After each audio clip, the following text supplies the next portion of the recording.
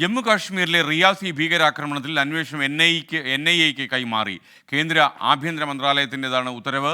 അതിനിടെ ബന്ദിപ്പോരയിൽ ഭീകരവാദികളുണ്ടെന്ന സംശയത്തെ തുടർന്ന് സൈന്യം തെരച്ചിൽ തുടങ്ങി. ബൽറാം നെടുങ്ങാടി ഡൽഹിയിൽ നിന്നും ഈ വാർത്ത അപ്ഡേറ്റ് ചെയ്യുന്നു. പറയൂ ബൽറാം.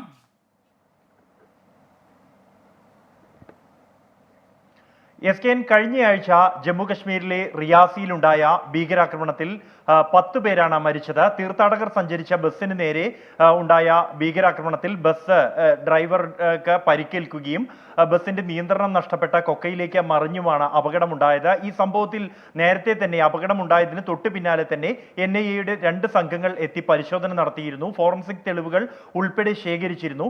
ഇതിനുശേഷം കഴിഞ്ഞ ദിവസമാണ് ഈ കേസ് NIA ഏൽപ്പിക്കുന്നതുമായി ബന്ധപ്പെട്ട് കേന്ദ്ര ആഭ്യന്തര മന്ത്രാലയം തീരുമാനമെടുത്തത്. ഉടൻ തന്നെ ഔദ്യോഗികമായി NIA ഈ കേസിലെ അന്വേഷണം ഏറ്റെടുക്കും. തുടർന്ന് 2 ദിവസങ്ങളിലും ജമ്മു കശ്മീരിൽ 3 ഭീകരവാദി ആക്രമണങ്ങൾ കൂടി ഉണ്ടായിരുന്നു. ഇതിന് ഈ റിയാസി ആക്രമണവുമായി പങ്കുണ്ടോ എന്നത് അടക്കമുള്ളവ NIA പരിശോധിക്കും. അതിനിടെ ഇന്ന് രാവിലെ ബന്ദിപ്പോരയിൽ ആരംഭിച്ച തെരച്ചിലിനിടെ ഏറ്റുമുട്ടൽ ഉണ്ടാവുകയും ഒരു ഭീകരവാദിയെ വധിക്കുകയും ചെയ്തതായി ജമ്മു കശ്മീർ പോലീസ് അറിയിച്ചിരിക്കുന്നു. ഈ കൊല്ലപ്പെട്ട ഭീകരവാദിയെ തിരിച്ചറിയാൻ ആയിട്ടില്ല. പ്രദേശത്ത് ഇപ്പോഴും ഏറ്റുമുട്ടൽ തുടരുകയാണ്. ജമ്മു കശ്മീർ പോലീസും ഉൾപ്പെടെ ചേർന്ന സംയുക്ത സംഘമാണ് ഭീകരർക്ക് വേണ്ടി ഈ മേഖലയിൽ തെരച്ചിൽ നടത്തുന്നത്. ഈ തിരച്ചിലിനിടെ ഒളിച്ചിരുന്ന ഭീകരവാദികൾ ഈ സുരക്ഷാ സേനയ്ക്ക് നേരെ വെടിയുതിർക്കുകയായിരുന്നു. തുടർന്നാണ് ഏറ്റുമുട്ടൽ ഉണ്ടായത്. പ്രദേശത്തേക്ക് കൂടുതൽ സൈന്യത്തെ അയച്ചിട്ടുണ്ട്. എസ്.കെ.എൻ.